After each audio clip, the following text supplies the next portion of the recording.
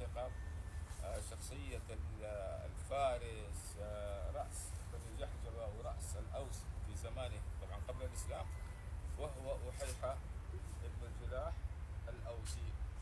كانت في هذه المنطقة طبعا وجاء في هذه المنطقة وبنى فيها أطم ضحية. وهذا الأطم طبعا كان من أشهر أطام المدينة، طبعا موقعه قريب من هذه المنطقة. هذا هذه الشخصية وحيحة كان متزوجا من سلمى بنت عبرة النجارية، التي بعد ما طلقها تزوجها هاشم بن عبد مناف جد النبي صلى الله عليه وآله وصحبه وسلم، وأنجب منها عبد المطلب.